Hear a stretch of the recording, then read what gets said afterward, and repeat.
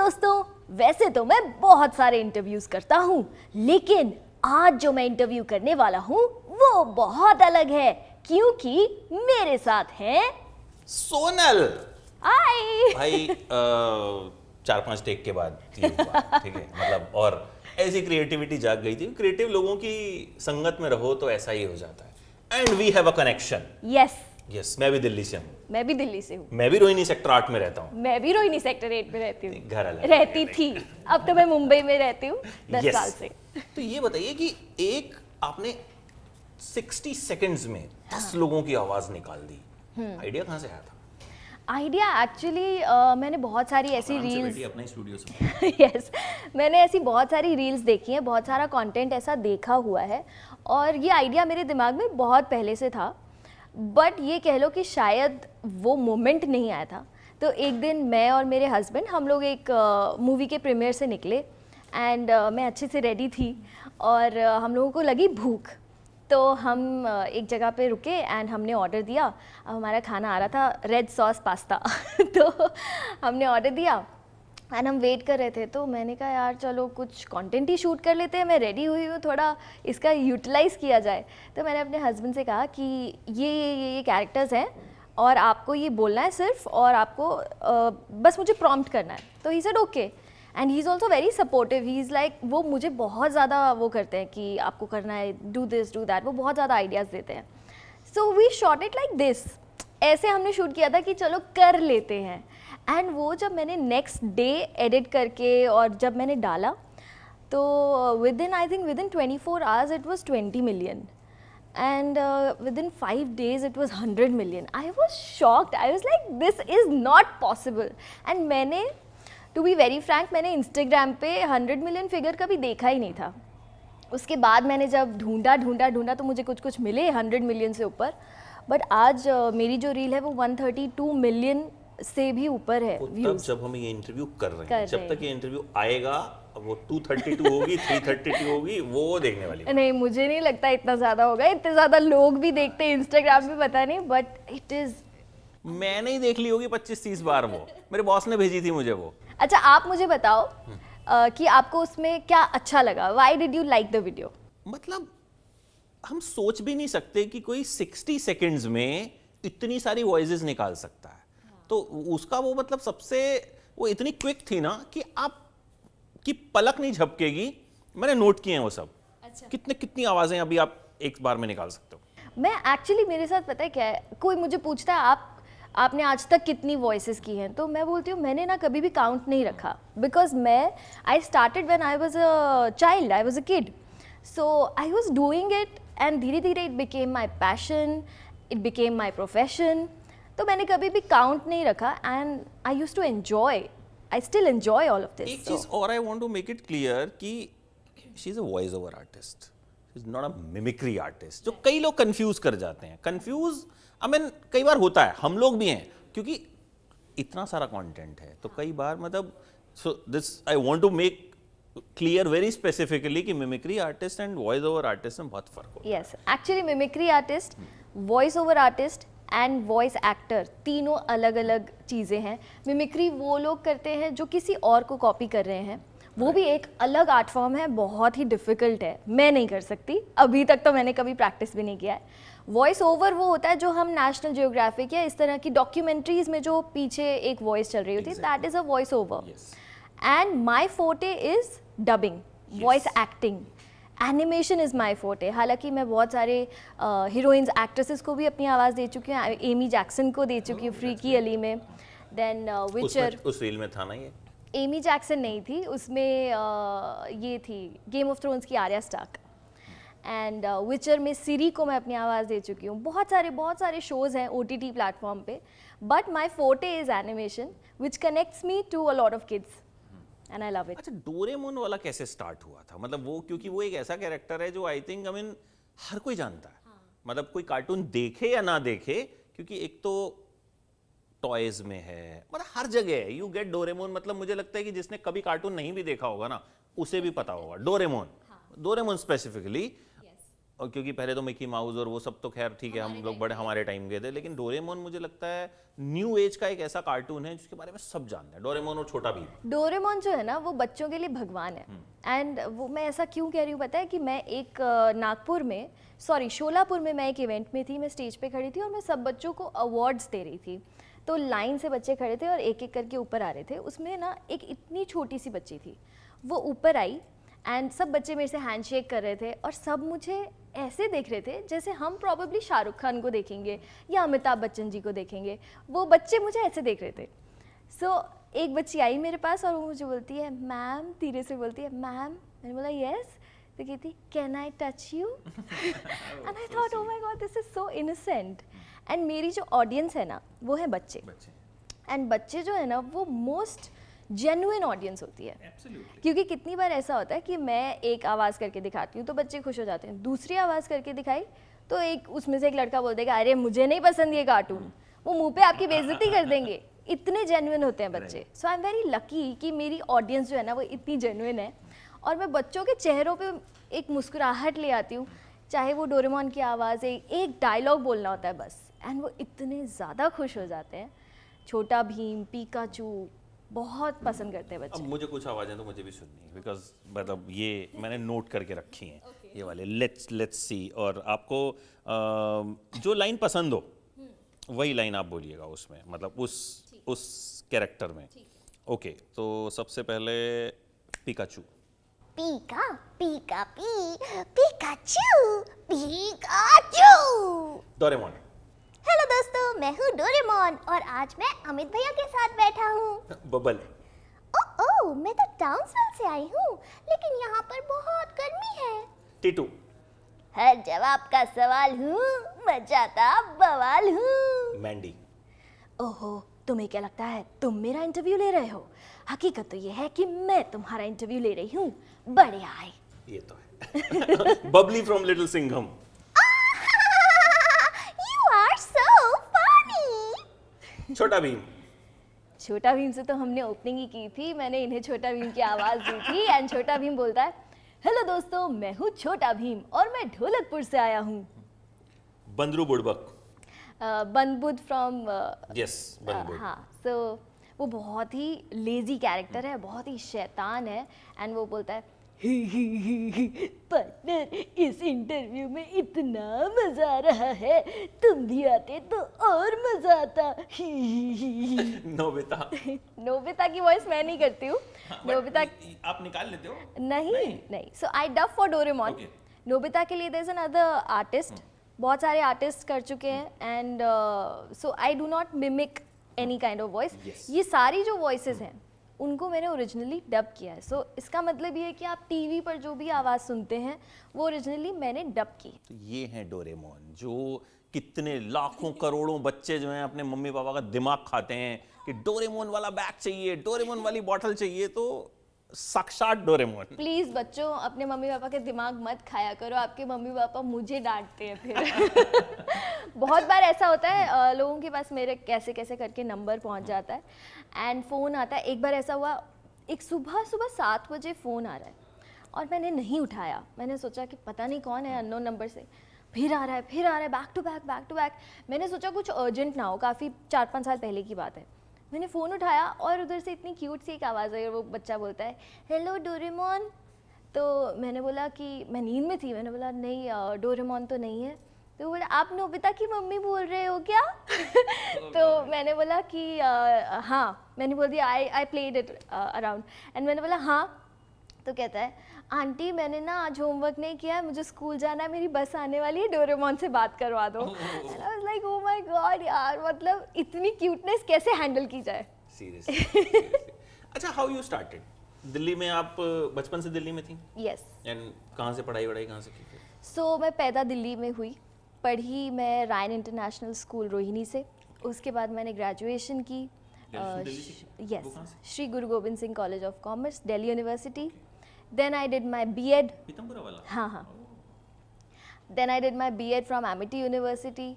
और ये जो वॉइसिंग का जो सिलसिला है ये तब शुरू हो गया था जब मैं 8 साल की थी। क्योंकि कैसे हुआ था, मतलब हाउ यू डिस्कवर्ड कि आई हैव दिस टैलेंट? देखो, मैंने तो नहीं डिस्कवर किया था because I was a kid कहाँ उस टाइम पे पता होता है। उस टाइम पे जब कोई मुझसे पूछता था क्या बनना है तो मैं कहती थी एयर होस्टेस बनना है, डॉक्टर बनना है, जो हर बच्चा सोचता है उस लेवल पे। उस एज में कोई नहीं सोचता कि मुझे बड़ी होकर सिंगर बनना है या मुझे गिटार बजाऊंगा, वो नहीं पता होता उस टाइम पे। सो मुझे भी नहीं पता था, एंड उस टाइम पे तो ये इंडस्ट्री ही बहुत अनटच्ड थी। सो मेरी मम्मी उस टाइम पर ऑल इंडिया रेडियो में अनाउंसर थी, now she is retired. So mummy मुझे ले जाती थी वहाँ पर बच्चों के प्रोग्राम में। मैं 8 साल की थी, मैं और मेरा भाई हम दोनों जाते थे वहाँ पे, बच्चों के प्रोग्राम होते थे। एंड कुछ नहीं करना होता था, बस सारे बच्चे बैठे, 8-10 बच्चे बैठे, एंड एक उसमें होस्ट है, कोई एक अडल्ट, एंड वो सब बच्चों से कुछ कुछ क्वेश्चंस पूछते थे, एंड हम लोग पोएम सुनाते थे, जोक सुनाते थे, ऐसा करके एक फ़न शो होता था बच्चों के लिए। That's how I started. वहाँ से एक्चुअली मेरी स्कूलिंग हुई है। जो भी प्रोनंसिएशन, माइक की नॉलेज, वो सब मेरी ऑल इंडिया रेडियो से हुई है, बहुत ही सीनियर लोगों के साथ।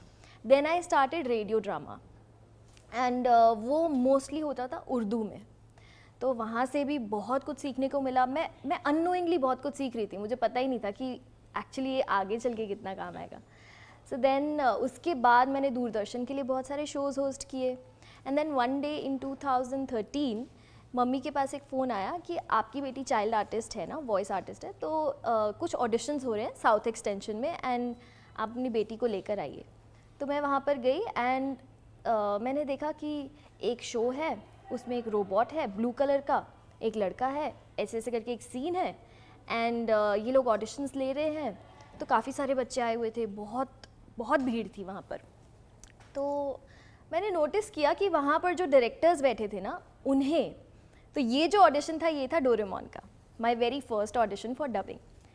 एंड मैं देख रही थी कि उन्हें जो ये जो ब्लू कैरेक्टर है रोबोट, उन्हें ना किसी भी बच्चे की आवाज़ इस पे अच्छी नहीं लग रही है, एंड वो हर किसी को ये कह रहे थे कि इसकी आवाज़ मैच करने की कोशिश करो, इसकी आवाज़ मैच करने की कोशिश करो। और उसकी आवाज़ ओरिजिनली जापानीज़ में डोरेमोन की बहुत रोबोटिक है। इट्स लाइक गोमेन नोबिता-कुन, this is the kind of original Doraemon's voice. सो मुझे समझ में आ गया कि इन्हें ऐसी आवाज़ चाहिए और ये आवाज़ इन्हें नहीं मिल रही है। So when I went inside and मैंने ऑडिशन दिया, तो आई मेड श्योर कि मैं ये आवाज़ कर दूँ। आई गेव माई 100%, एंड 2-3 दिन के बाद वी गॉट अ कॉल। उस टाइम पे मोबाइल्स भी नहीं होते थे, हमारे पास लैंडलाइन था। We got a call that your daughter has been selected, and I was 13-14 years old. So हम लोग गए रिकॉर्ड करने, पूरा एपिसोड करने, एंड हुआ ये कि जब मैं पूरा एपिसोड रिकॉर्ड करने बैठी, I could not sustain my voice, because voice modulation is a difficult task, and for a kid it is even more difficult, specially while you are dubbing.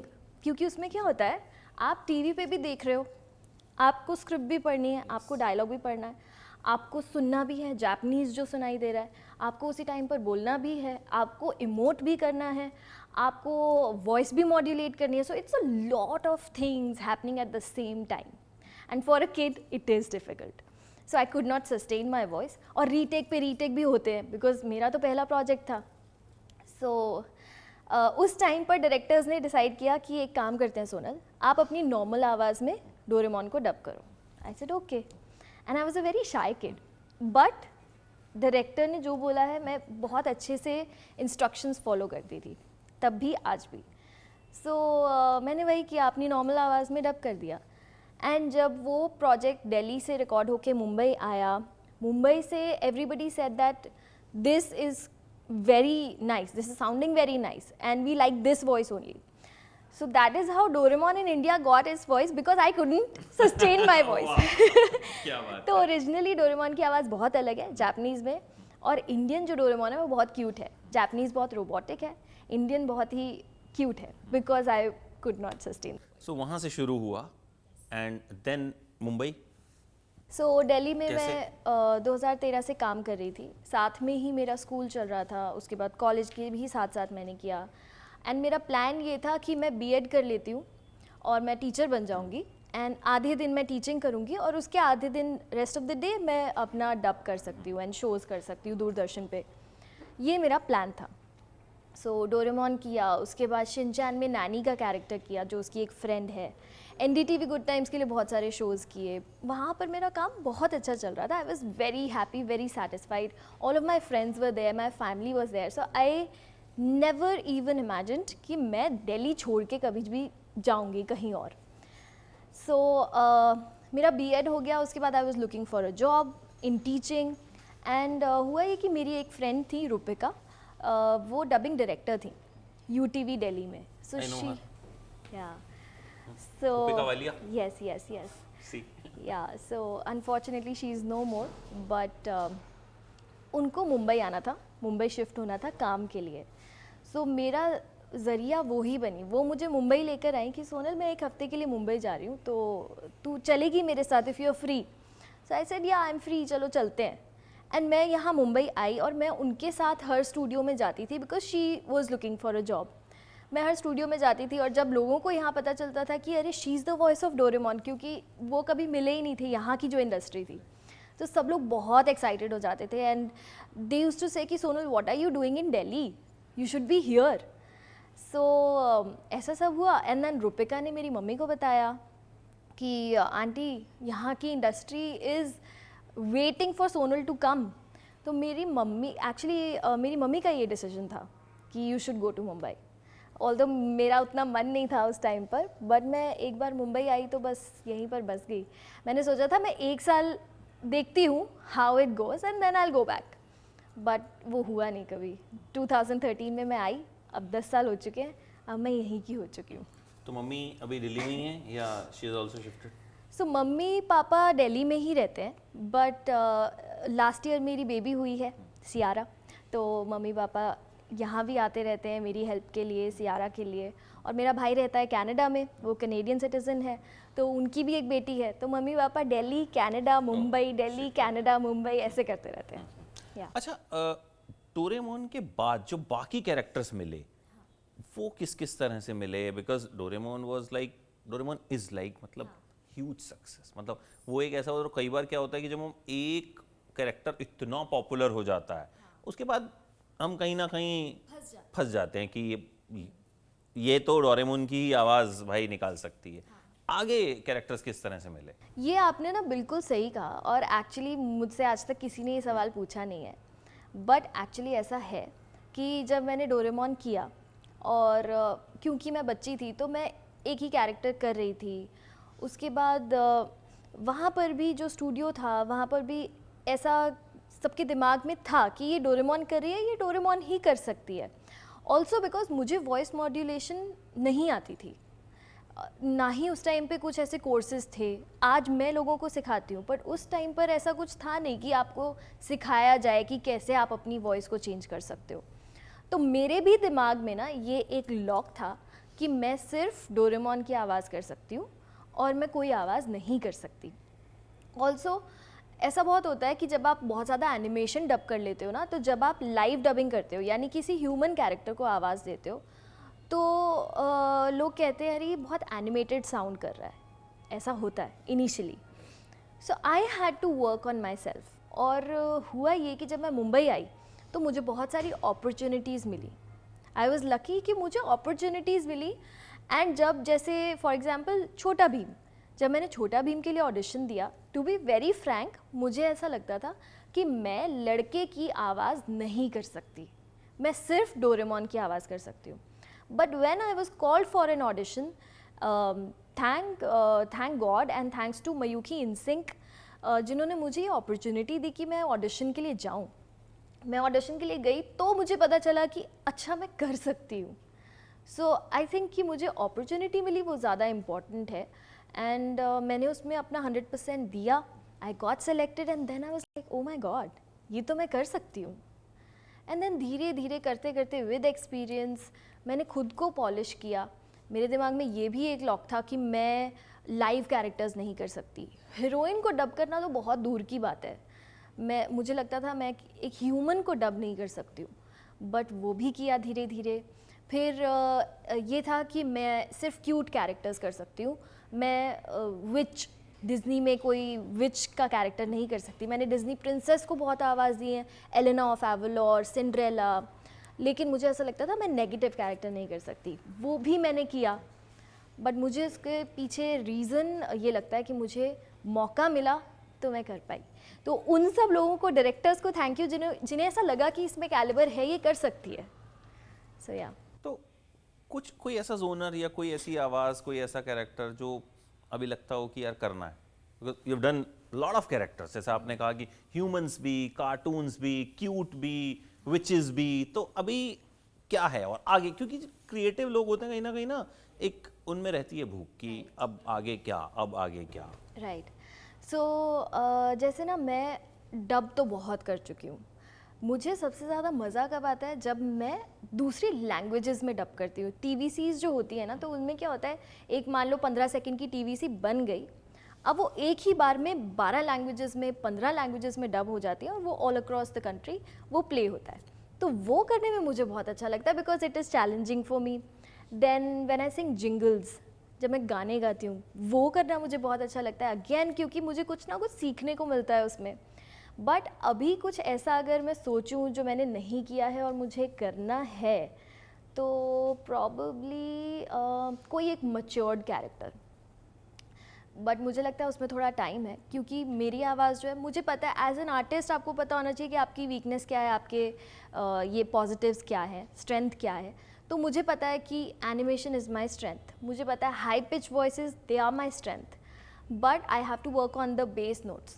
So probably कोई matured character करना वो मेरी list, to do list में है। अच्छा, अपनी बेटी को कभी अपनी कोई कैरेक्टर की आवाज़ में कुछ हाँ सुनाती? हाँ क्या? बहुत बार सुनाती हूँ उसे, मैं अलग अलग आवाज़ों में बात करती हूँ। और शुरू में तो ना वो ऐसे देखने लग जाती थी कि ये क्या हो रहा है, ये मम्मी कैसे बात कर रही है। आई इमेजिन कि वो शायद ऐसे ही सोचती होगी कि ये क्या हो रहा है। और अब उसे शायद आदत हो गई है कि हाँ ये अलग अलग आवाज़ों में बात करती रहती है। तो मैंने बच्चों के राइम्स भी गाए हैं। तो जब मुझे उसे बहलाना होता है या डिस्ट्रैक्ट करना होता है, तो मैं राइम्स चलाती हूँ टीवी पे अपनी आवाज़ में। तो आई एम श्योर उसे अभी तक तो नहीं पता होगा कि ये हाँ, उसे नहीं पता होगा कि ये मम्मी की आवाज़ है, बट आई डोंट नो कब जानेगी कि हाँ ये तो मम्मी की आवाज़ है। नहीं जाने, she must be very proud ना, जब वो थोड़ी बड़ी होगी कि स्कूल में जाके एक टशन होगा कि तुम तो ये कार्टून देखते हो, तो सब देखो। मेरे घर में तो मतलब लाइव है एकदम। हाँ, सोशल मीडिया पे लोग लिखते हैं, अरे ये तो डोरेमोन की बेटी है, स्कूल में जाके बोलेगी डोरेमोन मेरी माँ है। बोलती हूँ यार बात तो सही है। हाँ, मतलब उसमें टेक्निकली तो ठीक ही बात बोली सही बात है। उन्होंने। मेरे पापा बहुत प्राउडली बोलते हैं मैं डोरेमोन का बाप हूँ। हाँ, अच्छा मम्मी पापा के पास तो खूब सारे आते होंगे ना लोग कि बात करा दो, फोटो खिंचवा दो, उनकी क्या फीलिंग होती? क्योंकि पेरेंट्स के लिए कहीं ना कहीं बच्चे की सक्सेस जो है वो बहुत ही एकदम ऐसी चीज होती है जिसके लिए शायद वो अपनी जिंदगी लगा देते हैं। और उन्होंने लगाई भी है, मम्मी पापा दोनों ने, मेरे भाई ने, क्योंकि आई स्टार्टेड वेरी अर्ली। तो शुरुआत हुई थी मम्मी की वजह से, बिकॉज उन्होंने रास्ता दिखाया, वो मुझे लेके गई हमेशा। मेरा भाई मुझे बहुत ज़्यादा, आपको पता है जैसे वहाँ गर्मियों की छुट्टियाँ होती है 2 महीने की, तो उसने अपनी पूरी 2 महीने की छुट्टियाँ वेस्ट कर देता था मुझे लाने और ले जाने में। और मेरे पापा भी अपना काम भी करते थे और मुझे पिक एंड ड्रॉप करते थे। तो उन्होंने बहुत किया है, आज भी कर रहे हैं, और वो उनको बहुत प्राउड फील होता है जब भी ऐसा कुछ होता है। तो कई बार ना लोग उन्हें ही पहचान लेते हैं, आप तो डोरेमोन की मम्मी हो ना, तो मैं देखती हूँ कि वो बहुत खुश हो जाते हैं इस चीज़ को देख के। एंड कितनी बार ऐसा होता है कि मम्मी, इस बार भी जब वो दिल्ली से आई तो वो कहती कि बेटा वो हमारा जो सब्जी वाला है ना तो उसने बोला है कि मेरे बच्चों के लिए एक मैसेज भेज दो। तो मैं कभी भी मैं इरिटेट नहीं होती कि क्या मम्मी आप क्या सब्जी वाले से मैसेज करवा रहे हो, बट बट आप सोचिए सब्जी वाले के आगे उनकी जो हाँ, तौर बनेगा, yes. मतलब वो पूरे मोहल्ले में जो है वो गा देगा कि मतलब, और उसके बाद सबसे ताजी सब्जी आपके घर आई बिना पेस्टिसाइड्स वाली। ये तो मैंने नहीं एक्स्ट्रा सोचा धनिया था। मिर्च भी बिना बोले। ये बहुत बड़ा फायदा है। अरे मम्मियों के लिए सब्जी वाले की इम्पोर्टेंस हम नहीं समझ सकते हैं। इट्स वेरी मच इम्पोर्टेंट कि मतलब, और जो घर डिलीवर करके देके जाएगा तो बात ही अलग होती है। बिल्कुल, तो छोटी छोटी चीजें होती हैं जो कहीं ना कहीं बहुत मैटर करती हैं, पेरेंट्स के लिए बहुत मैटर करती हैं। हाँ। अच्छा, आवाज को ठीक रखने के लिए, और यू नो बिकॉज आपके लिए तो आपकी जिंदगी, आपकी हाँ। आवाज, क्या कुछ करना पड़ता है? सो थैंकफुली मुझे कुछ करना नहीं पड़ता है अभी तक, बिकॉज मेरा काम ही मेरा रियाज़ है। मैं इतना ज़्यादा काम करती थी पहले, तो अब बेबी होने के बाद उतना नहीं कर पाती, बट मैं दिन के 12-12 घंटे काम कर रही हूँ और वॉइस मॉड्यूलेशन कर रही हूँ। तो एक्चुअली वो करते करते ही मेरा रियाज़ हो जाता था, मेरी प्रैक्टिस हो जाती थी, मुझे पता भी नहीं चलता था। सो पहले कुछ भी करने की ज़रूरत नहीं पड़ती थी। लेकिन हाँ, अगर आपका गला ख़राब हो जाए तो डेफिनेटली कुछ कुछ परहेज़ आपको करने पड़ते हैं कि हाँ, ठंडा नहीं, खट्टा नहीं। बट बहुत सारे लोग मुझसे पूछते हैं कि आप सिंगर हो, आप तो गोलगप्पे नहीं खाते होगे, आप तो इमली नहीं खाते होगे।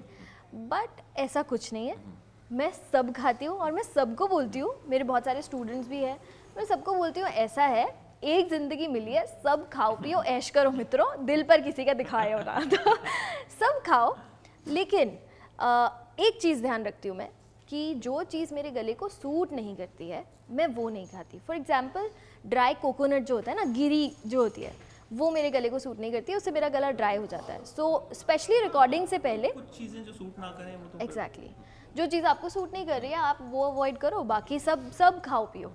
अच्छा बताइए, आपने तो शुरू बहुत 12-13 साल की एज में यू स्टार्टेड वर्किंग, तो बचपन में डांट वांट किसी बात पे पड़ती थी घर वालों से, या सीधे ही मतलब काम वाम में लग गए और एकदम नहीं, ऐसा नहीं है, जब मम्मी का मूड खराब होता था तो डांट तो खाई है। कुछ कांड वांड किए हैं बचपन नहीं में? कुछ नहीं। मैं बहुत ही अच्छी बच्ची थी, बहुत ही शांत, बहुत शाय, बहुत समझदार, बहुत पढ़ाकू।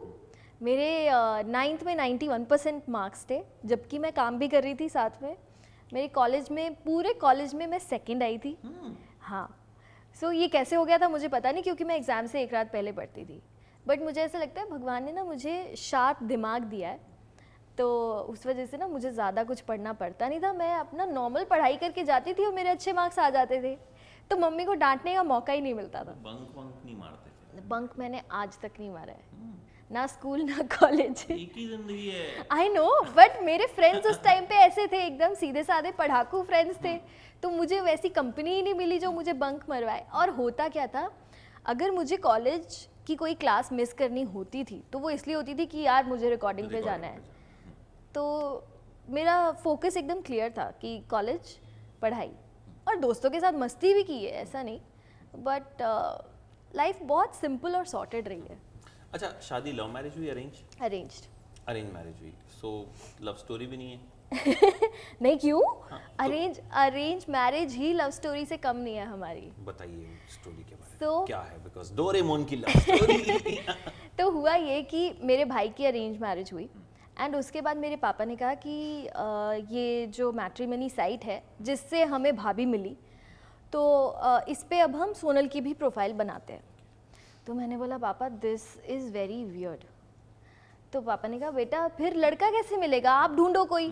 तो मैं बोला कि नई इंडस्ट्री में, मतलब मैंने कभी किसी को ऐसी नज़र से देखा ही नहीं है, एंड मुझे कैसे मिलेगा। तो ही सेड ठीक है, तो हम ढूंढते हैं, हम प्रोफाइल बनाते हैं। तो उन्होंने प्रोफाइल बनाई, एंड वो ही मैनेज करते थे, सब करते थे। अब पापा को अगर कोई प्रोफाइल पसंद आती थी तो वो प्रोफाइल जाती थी मम्मी के पास, मम्मी को पसंद आती थी तो जाती थी भाई के पास, भाई को पसंद आती थी तो आती थी मेरे पास। 3 चेक पोस्ट से होती हुई आपके पास आती थी। और फिर पापा लड़के से बात करते थे और फिर मेरी बात होती थी, तो काफ़ी सारे फिल्टर्स थे। अब जब मेरी बात होती थी ना, तो मुझे ऐसा लगता था कि ऐसा ना हो कि ये जो लड़का है ये मेरे काम को पसंद करे। अब अरेंज मैरिज है तो आप इतना क्लियरली बोल भी नहीं सकते, तो बहुत ही वियर्ड फीलिंग थी वो। बट एक दिन जब, और मेरी मम्मी को ऐसा लगता था कि ना कोई इसके इंडस्ट्री का होना चाहिए, तो क्योंकि वो समझेगा इसके काम को। ये एक हाँ, रहता है। And she was right. वो मुझे शादी के बाद में समझ आया कि actually she was right. Parents हमेशा राइट कहते हैं, वो हमें ना जवानी में समझ नहीं आता। बाद में समझ आता है कि पेरेंट्स आर ऑलवेज राइट। सो जब उत्कर्ष की प्रोफाइल आई, पापा ने देखी, पापा को पसंद आई, मम्मी ने देखी, मम्मी को पसंद आई, भाई ने देखी, भाई को पसंद आई, वो आ गई मेरे पास। मैंने जब देखा तो मैंने कहा कि आप लोगों को सबको पसंद है तो ठीक है, बात करते हैं। मैंने जब उत्कर्ष से पहली बार बात की तो हम लोगों ने 2.5 घंटा बात की, एंड ऐसा लगा ही नहीं कि हम फर्स्ट टाइम बात कर रहे हैं। So it was 11th of February जिस दिन हमने पहली बार बात की, and 14th of February Valentine's day हम पहली बार मिले, and 11th March, which is like within 1 month, we got engaged. Okay. So and what he do? He's a line producer. Okay. He works with Mr. Sanjay Leela Bhansali. Oh. Yes. तो industry same हो गई एक हाँ. तरह से, तो कहीं ना कहीं तो एक पता होता है कि भाई इस तरह का काम है, या अर्जेंट डबिंग आ गई या कुछ आ गया, बिकॉज हम लोगों का काम शायद हम ही लोग समझ सकते हैं. Yes, yes. मतलब I mean if my interview with you would have got delayed, मान लो अगर किसी रीजन की वजह से आपकी कोई डबिंग आ गई है, हाँ. तो वो आई थिंक हम समझ इंडस्ट्री के सकते लोग हैं. ये समझ सकते हैं कि अच्छा हाँ. ठीक है ये हो गया. हाँ. तो बाहर का होगा नहीं यार, ऐसा हाँ, थोड़ी ये होता क्या है बात यार. हुई, हाँ, अरे ये क्या रात बात को हुई? 10 बजे क्यों आ रहे हो, ये हाँ, वो ये वो. ये- और सबसे अच्छी बात ये थी उत्कर्ष के केस में कि जब मेरे पापा ने उन्हें बता दिया था कि ये वॉइस आर्टिस्ट है, ये करती है, डबिंग करती है, तो जब हमारी बात हुई तो मैंने उनसे कहा कि मैं डोरेमोन को डब करती हूँ, छोटा भीम ये वो. तो मैंने कहा आपने कभी देखा है, तो ही सेड नो. मैं बोला वेरी गुड, यही चाहिए था. यही चाहिए था. कई बार हम अपनी इंडस्ट्री के लोगों से बात कर करके इतना ऊब जाते हैं ना, तो वी वांट समवन की जो अलग ही बात करे. नहीं तो फिर हम वही बातें करते रहते हैं. ये इंटरव्यू, वो हुआ, ये हुआ, या ये डबिंग, वो डबिंग. तो आई थिंक वो आपको वहाँ शायद और वो एक मोटिव फील ये आया. था कि क्योंकि डोरेमोन एक बहुत ही पॉपुलर कैरेक्टर है, बहुत सक्सेसफुल है, छोटा भीम बहुत अच्छा है, ये वो, तो मुझे ऐसा लगता था कि कोई मेरे प्यार से काम से प्यार ना करे, मुझे एज अ पर्सन पसंद करे. सो जब मुझे पता चला कि इन्हें पता ही नहीं है कि मेरा काम क्या है, इन्हें मेरे कैरेक्टर्स पता ही नहीं है, उनकी सक्सेस के बारे में पता ही नहीं है, यही लड़का चाहिए मुझे. So within 1 month we got engaged. उसके बाद हो गया लॉकडाउन, तो हम तो मिल भी नहीं पाते थे, और हम लोग दिल्ली गए हुए थे थैंकफुली, और तब लॉकडाउन हुआ. एंड हमारी शादी प्लान्ड थी 14 अप्रैल की, और लॉकडाउन हो गया था तो नहीं हो पाई. एंड 12 मई को, जिस दिन मेरे मम्मी पापा की एनिवर्सरी होती है, उसी दिन we got married at Utkarsh place. उनके घर में सिर्फ उनकी फैमिली, मेरी फैमिली, हमारी शादी हुई. लॉकडाउन एकदम पीक पे था, उस टाइम पे हमारी शादी हुई. And we got very good time to spend with each other, क्योंकि हम दोनों बहुत ज़्यादा बिजी रहते हैं. तो वो वाला जो टाइम था लॉकडाउन वाला, वो हमें बहुत अच्छा टाइम मिल गया एक दूसरे के साथ स्पेंड करने के लिए. एंड बस rest is history, now we have a baby. अच्छा, कभी कोई इस तरह का क्रेजी बच्चा या क्रेजी फैन मिला इन पर्सन, जो मतलब कहीं ना कहीं दिमाग में रह गया हो कि भाई कुछ ऐसी बात कही हो उसने? हाँ, ऐसे बहुत सारे बच्चे मिलते हैं. बहुत इनिशियल टाइम की बात है, मैं खुद उस टाइम पे बच्ची थी, आई थिंक मैं स्कूल में ही थी 11th-12th में. तो एक छोटा बच्चा था, और मैं जिस डेंटिस्ट के पास जाती थी वो बच्चा वहीं पर आता था. एंड मेरी डेंटिस्ट को पता था कि ये डोरेमोन की वॉइस करती है. उस टाइम पे बहुत ज़्यादा लोगों को नहीं पता था, बिकॉज सोशल मीडिया भी उतना प्रिवेल नहीं करता था. तो मेरी डेंटिस्ट ने कहा उस बच्चे को रिझाने के लिए कि देखो मैं आपकी कर रही हूँ जो भी इलाज वो कर रही थी, एंड अगर आप ठीक से बैठोगे ना, मैं आपकी डोरेमोन से बात करवाऊँगी.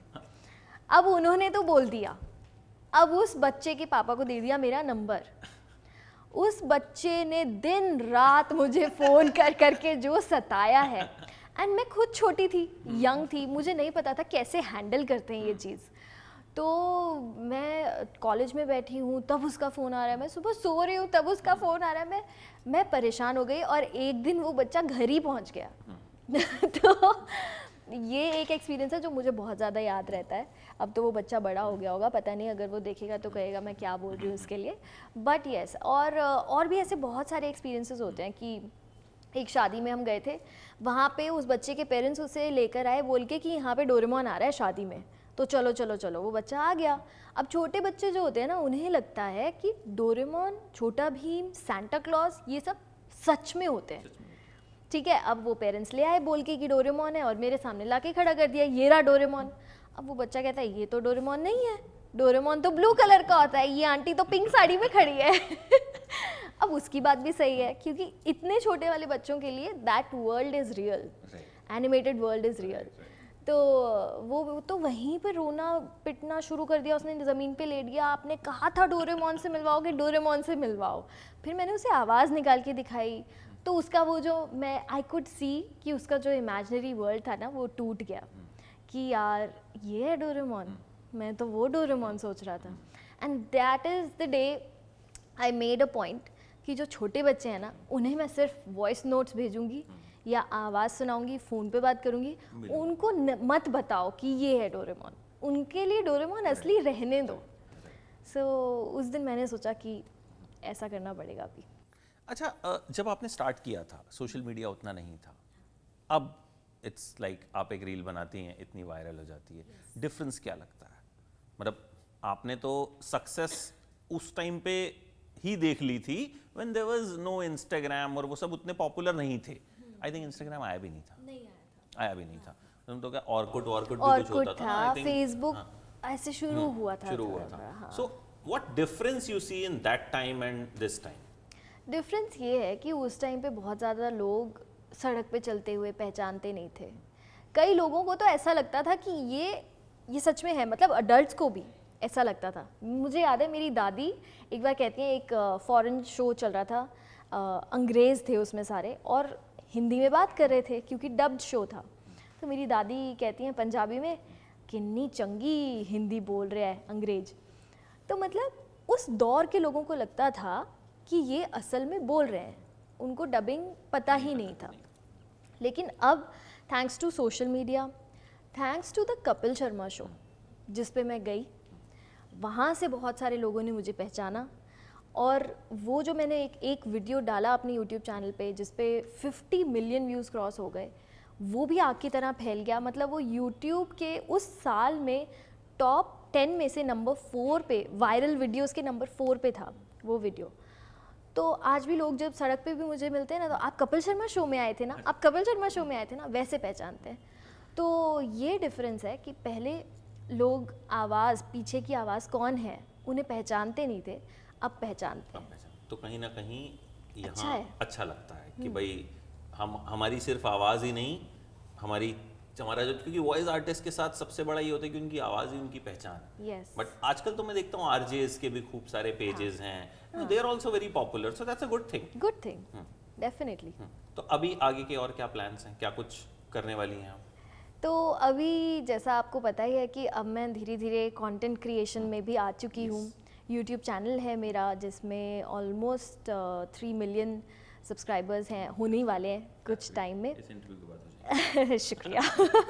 इंस्टाग्राम पे भी ऑलमोस्ट 2 मिलियन फॉलोअर्स हैं। तो अभी मेरा फोकस काफ़ी ज़्यादा कंटेंट क्रिएशन पर है क्योंकि वॉइसिंग तो मेरी चल ही रही है, भगवान की कृपा है। और ये है कि हाँ, बेबी के होने के बाद मैं काफ़ी कम टाइम दे पाती हूँ उस फ्रंट पे, तो मैं कंटेंट क्रिएशन पे थोड़ा फोकस कर रही हूँ क्योंकि मैं घर पे रहती हूँ, तो घर से मैं ये काम अच्छे से कर सकती हूँ। तो इस चीज़ पे मैं फोकस कर रही हूँ। और भी कुछ चीज़ें हैं पाइपलाइन में, नेटफ्लिक्स के कुछ शोज़ आने वाले हैं। Oh that's great. यस। सो तो मतलब नेटफ्लिक्स के फ्रंट पे भी आपसे मुलाकात होगी जल्द? नेटफ्लिक्स के शोज़ डब कर रही हूँ। हाँ, वो तो मैं सालों से कर ही रही हूँ। उसमें कोई नई बात नहीं है, चल ही रहा है वो तो। मतलब कुछ बड़ी चीज़ें भी पाइपलाइन में हैं। We'll wait for that and keep doing the good work which you are doing and keep entertaining. Thank you so much. और हम सबके बचपन का हिस्सा हैं आप। हालांकि बड़ी छोटी हैं आप, ये बोलना बड़ा वो है, बट हैं। बहुत सारे लोग बोलते हैं आपको कितने साल का एक्सपीरियंस है, जब मैं बोलती हूँ 17-18 साल का, तो वो कहते हैं आपकी खुद की एज क्या है? कितने साल के? हाँ। Because you started very early. I started very So keep doing. Thank you so And, much. बच्चों, here's your Doraemon. Thank you दोस्तों, आपको ये वीडियो कैसा लगा ज़रूर कमेंट सेक्शन में लिखकर बताना। वीडियो को लाइक करना और शेयर भी करना। बाय। बिना पैसे की बोल दिया। Thank you so much. Thank you. Thanks a lot.